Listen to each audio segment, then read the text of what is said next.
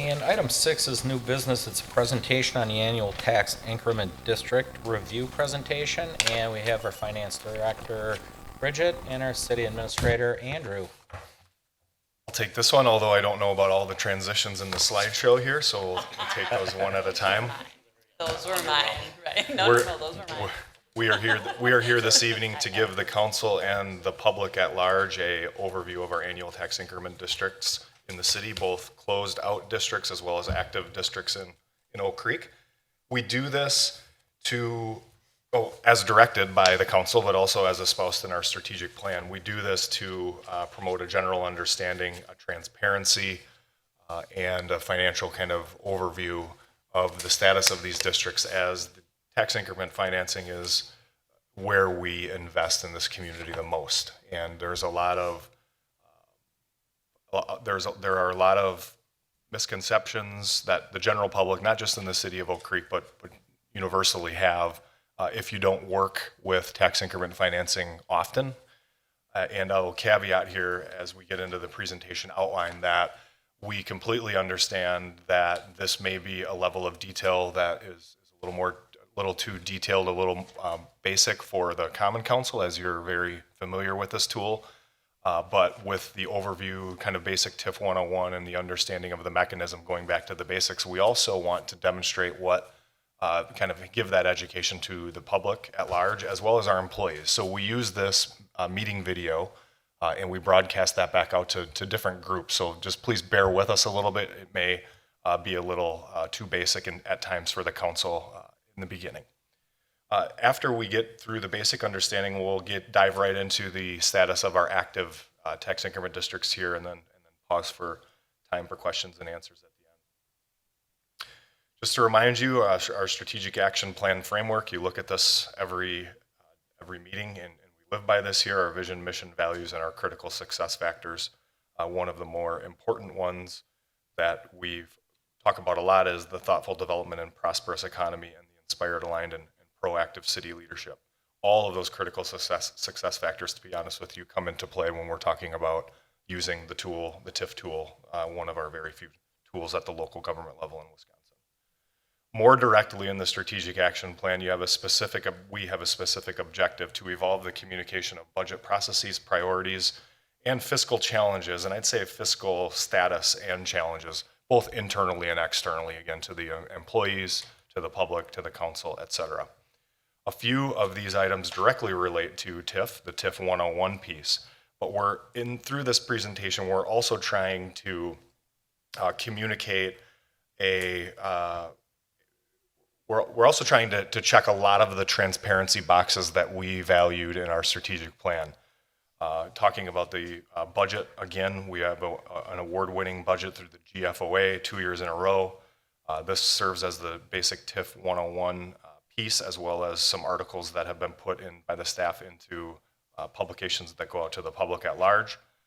The dollar bill breakdown of taxes, there will be a slide dedicated to that to show kind of the last point, to show the value proposition that the city has to its taxpayers for its property tax dollar. Very important to us to demonstrate that whenever we can. So why do we do this thing called economic development, and why do we use this TIF tool? Well, it's for financial stability.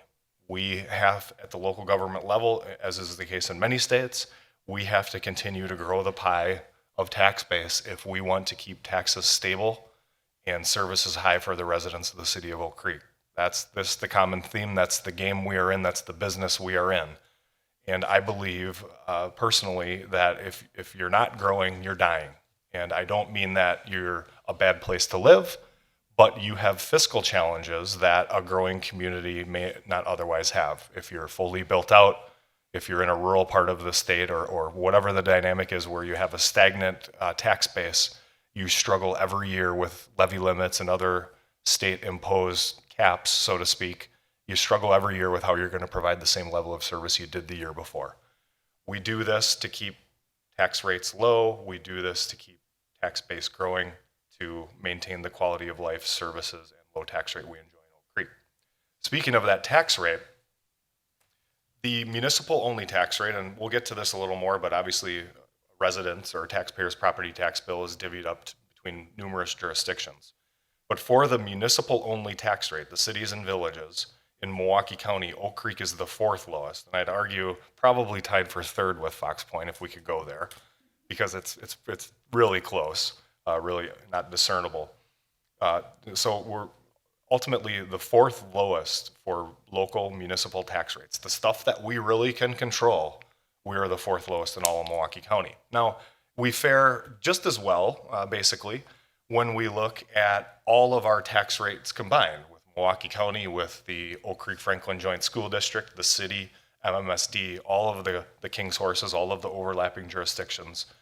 So total tax burden, if you will, is we are third lowest when all jurisdictions, the combined tax rate, as they say, are taken into consideration. Really important, really, we're really proud of that. So as I mentioned, the tax dollar bill breakdown, this is for 2018 payable 2019 taxes. You'll see the city of Oak Creek is roughly 30 cents, just shy of 30 cents of our total tax bill. So a third, less than a third, 30%, of the tax bill that we write tax check that we write every year is retained by the city of Oak Creek for its operations and financial policies and decisions that we make here. The other 70% goes to those other jurisdictions accordingly.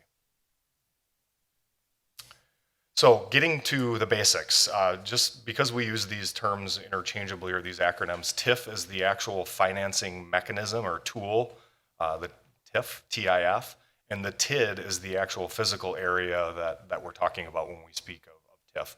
We kind of use these interchangeably, as I just did one split second ago. So really we're talking about the same thing. It's the tool or it's the district, and we can interchange those. So by the numbers again, communities, engaged community members in local governments in Wisconsin and elsewhere are really interested in how their community uses TIF and whether they rely too much or too heavily or invest too little or too much in tax increment financing or put that much reliance in it. There's 1,238 active TIDs in the state of Wisconsin and 107 in Milwaukee County. Every city or village uses this tool with the exception of Bayside. And I don't think that they're averse because I worked there for a while and I know the folks there. I just don't think they have the opportunity given their community dynamic, mostly a residential built out community. As of December, as of that same date, 32.5 billion of property value has been in TIDs in Wisconsin. And as I mentioned before, this is the only game in town. We don't have the portfolio of tools available to us that other states do. Local sales tax comes to mind a lot, et cetera. TIF is the only meaningful tool, and it's a powerful tool for us to utilize to invest in the community. So common misconceptions, creating TIDs will increase taxes. The goal of any economic development platform is to at a minimum, stabilize taxes. Number two, that they're a developer's get-rich-quick scheme, or three, that developers don't pay their taxes and the city gives out free money. It is absolutely true that the city invests in a range of project costs for any given project, and that includes cash incentives for new development. It also includes project costs such as infrastructure, stormwater, massive site grading costs, those types of things. I think IKEA is a great example of a hybrid of that. The IKEA development agreement and the TIF tool used there first built out the required roadway, South IKEA Way, for the development, and then in the end, based on the taxes generated by the IKEA, not the city of Oak Creek taxpayers at large, not you and I, there's a cash kind of return of that incentive or that increment revenue that they give the city through the TIF. General taxpayers, one more point on that. We have a uniformity of taxes in the state of Wisconsin. Everybody has to pay their taxes. So when there's talk in the paper about incentives given, those developers, including multifamily developers, have to pay their property taxes. And they're taxed at the rate that everybody else is. So there's this kind of argument in some places where, well, they're not paying taxes for a period of time, or they're not paying their fair share. We don't want to engage in that, and we're also prohibited by law to just abate taxes. Other states do that. They allow abatement zones. General taxpayers are negatively impacted financially by a TID. I think there's a school of thought out there that is the case. Ultimately, the goal of investment in our community is to grow tax base so we can stabilize and decrease taxes over time for our residents. Certainly, there are service constraints within tax increment districts as that monies, as we'll see through the mechanism, as those monies are kind of locked away in a special district, a TID. But generally speaking, a positive impact. And in the time that increment is growing in the district, the city is still able to utilize the net new construction from those districts to make certain decisions on an annual basis in their budget. Net new construction eases the levy limit, so to speak, in the state of Wisconsin. So a really basic understanding of the TIF mechanism. You start off with a base value, you define an area, and you add up all of the property value that's in that bounded area. You go through a lengthy public process with all those jurisdictions. The underlying base value, or I should say the tax revenue derived from that base value, continues to go to all of the jurisdictions, including the city of Oak Creek. Now, the presence of the TID then allows for the increment value, or the value above the base year that's created through that investment, to go to the TID to repay TID project costs over a period of time. That's typically 20 years. There's other statutory provisions, and we have a few districts that would allow up to a 27-year district for blight elimination. By and large, we rely on the 20-year variety in the mixed-use TIDs. So just as an example, and then we'll get back to that dollar bill graphic again to really drive this home. If there's a $15 million property, the full tax revenue from that is $316,800. If this were not in a tax increment district, the city's portion of that for its operations and finances would be $94,500. Again, just divvying up that dollar bill that we were talking about earlier. If the city in a TID, then if a city creates the TID and the $15 million is generated in a tax increment district, the city via the TID keeps the full tax rate, so all 100% of the dollar bill. And if you see the difference there, that's a difference of between the $316,800, which the TID would receive, versus the $94,500 that only the city would receive if it weren't in a TID. When the TID terminates, all of the taxing jurisdictions get the additional taxes that they didn't have to invest to create. But the mechanism is that they really did invest, but it was more of a foregoing of those additional dollars for a period of time. So that's the skin in the game for the Milwaukee County, the technical college, and the school district. They forego revenues for a period of time to allow the city to implement the district. Again, just driving the point home, typically no TID, we would keep 30% of the tax bill for our operations. In a TID, you keep 100% of the tax dollar to repay the costs in the TID. And again, this is a pretty common graph that you see explaining the mechanism that is the TIF. As the property values grow in the TID project costs are paid off, and then the TID terminates or closes, and all of the jurisdictions on the right-hand side benefit from an overall higher tax base that, importantly, would otherwise not be there but for the city creating the TID and investing in the TID. So we have a really good history of early TIF closure in the city of Oak Creek. We have closed 6 tax increment districts. You see on the left-hand side there. The average life, each of those, it looks to be a 20-year district. The average life was just over 11 years. And the value generated from those on the right-hand side, if you add all that up, it's $130 million in new tax base for the city of Oak Creek and the overlapping jurisdictions as well. The TID numbers run consecutively, so it looks a little weird because we've closed out 1 through 5 and then there's 9. They run consecutively, so you always keep adding in the end. So the next one, if we were to do one, would be 17 and so on. I crunched the numbers as we get into the existing tax increment districts and the value generated in those. That's about $370 million, and they're not done growing in tax base yet. If you combine the values of the districts that we have closed out and the values in the active TID districts, that's $500 million of tax base for the city of Oak Creek and the overlapping jurisdictions. That's, when your overall value is 3.6, 3.7 billion, you can see where those investments are paying off in new tax base generation. Really important slide. I don't think it's beyond anybody to acknowledge that the city of Oak Creek, as is the case in any high growth community, has invested a lot of dollars in itself. We've invested heavily, and our geo debt has grown substantially over the last probably 7 to 12 years, somewhere in that time frame. The most important slide tonight, in my opinion, is this slide. And that is demonstrating to the taxpayers that of all of our general obligation debt, with the exception of the We Energies dollars, which is the WEPCO, the large yellow portion of the pie, all of the balance of the geo debt of the city of Oak Creek, with the exception of 1%, is being paid for successfully by the tax increment districts. The 1% represents the burden under the property tax levy that we put onto the general taxpayers of the city. And that doesn't have anything to do with TIDs.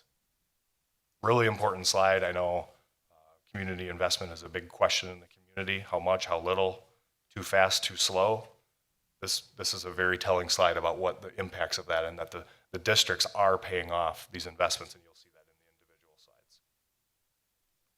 Just a summary, we have 10 open districts, 6 through 16 with the exception of 9.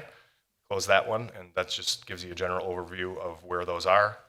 So then we'll go through, not in any great detail because I don't want to bore you too much, but we will go through each of the active TIF districts and kind of give a status update of where they're at. You see the types of information on this slide. You'll see those in all of the subsequent slides. When we created it, when will it have to be terminated statutorily, typically 20 years.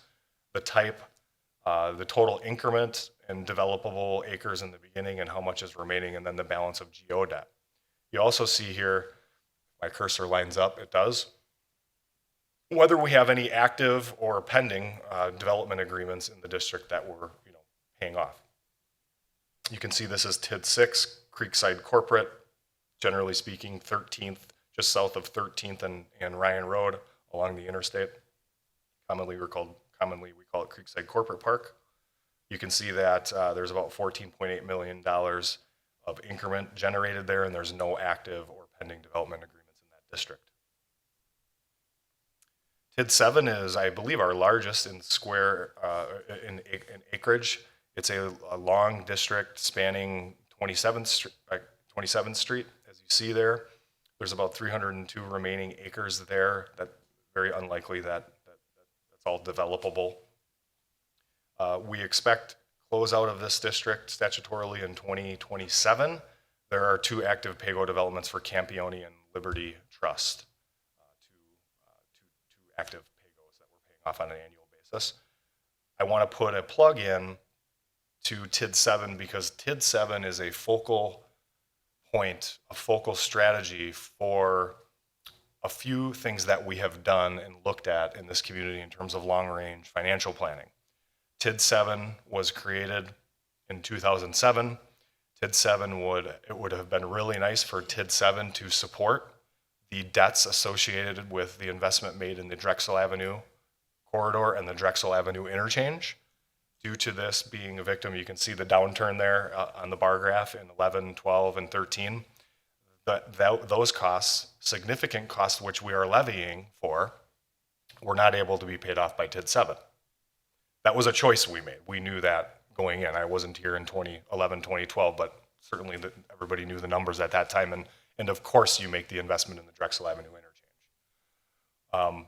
But moving forward, as we're talking about, if you recall last summer, the CIP funding analysis, how do we generate monies with levy limits and such for roads and bridges and equipment? And how do we also look at LED conversion of our streetlights or street lighting, grid upgrades, underlying infrastructure there that you don't see? TID 7 is a central strategy to that. We'll be talking about that in a little more detail. We have a little bit of a plan because the main story is TID 7 is growing in value such that it can now support, or at least in a year or two, can begin to support the costs associated with the Drexel Avenue project and Drexel Avenue interchange. More to come on that. TID 8 is Oakview Business Park. You see significant growth in the last 5 years in Oakview. Termination date expected in 2029. I don't believe that that it's probable that we close that one out early, given the way that the infrastructure and the debt associated with that was structured. But if increment continues to grow, we can always take a look at those things. That's our goal, is to close districts out as soon as we can. But certainly the more recent tax increment districts, Drexel Town Square, Ryan Business Park, those are longer term investments. So the districts may happen to stay open as long as their statutory life.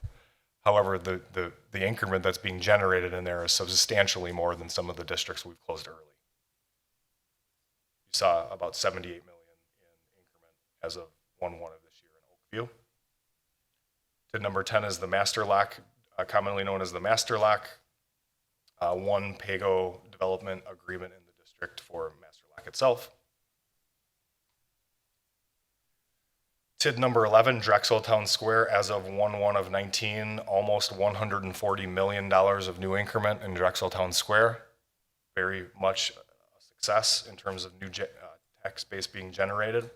And I should say that when I gave you the number of $500 million of new increment being generated in the closed and the active TIDs, that's only one metric. That doesn't account for the jobs that are created, the cool stuff happening in this community, the commercial outlets that were never here, and just the overall quality of life in Oak Creek and the things we get to do, community events, gatherings, and those types of things. So we talk myopically in terms of tax base, but there's just a lot more to it than, many more goals attached to that and metrics attached to that than just tax base. TID 12 is the IKEA summary. There's one active PAYGO in the district for the IKEA. I kind of laid out how that development agreement works a little bit earlier. We have just concluded amending TID 12 to include the parcels that you see along Drexel Avenue to the south there, as well as some parcels to the east, but that isn't certified yet by the state, so that will show up next year when we do this. TID number 13 is the lakefront. I should have mentioned this in TID when we were going over TID 6. We actually have a statutory provision in Wisconsin that allows for one TID to donate to another TID, given certain statutory requirements and restrictions on that. And to jumpstart the lakefront activity and to handle some of the environmental issues that are known out at the lakefront, among other goals, the TID number 6 is presently a donor TID to TID 13. And you can see that was one of our more recent districts created in 17, so there's not much growth yet to speak of in the lake. Hope to change that soon. TID number 14, one of our smaller districts, is the 6th and Rawson project. You'll see that there is a spec industrial building going up now. The walls are about up on that development, and there's one active development agreement, which is a combination of upfront grant for some environmental remediation costs, as well as a PAYGO. There's one outstanding development, one outstanding development agreement. I don't think that there's any other developable property outside of that building that's being constructed right now. TID 15 is Drexel and 6th Street, or commonly referred to as the Aldi district. Again, a very small district, created last year, and one active PAYGO in the district to support the remediation. If you recall, we had some metal storage buildings, some wet land issues, and some other gunky stuff to take care of to make that redevelopable and really help that doorstep that it is to Drexeltown Square. Number 16 is the Ryan Business Park, or commonly referred to as the Amazon, being the one large user that comprises the majority of the district, created last year. Increment as of 1/1 of 19 was about 9.8 million. Obviously, tens of more millions of dollars of value to go once the Amazon is fully developed and assessed, and there's the remaining 35 acres or so in the district to complete that business park. And right now, Amazon is the only development agreement in the district, and that's an 100% PAYGO. There is a small upfront portion for the remainder of the Ryan Business Park as well, but that has not much to do with the Amazon deal itself.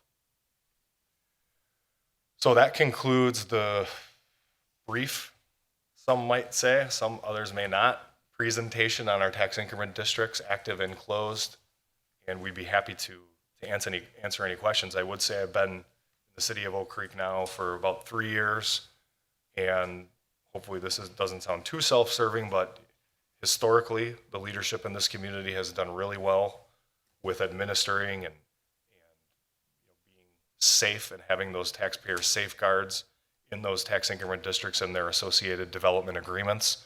And of course, we're going to continue that because that's the only way to do it responsibly. And we take that seriously as a staff, and I know the council feels the same way. So we're incredibly judicious, and this is just a way to demonstrate to the public that we will continue to be transparent with how these investments are being made in our TIDs.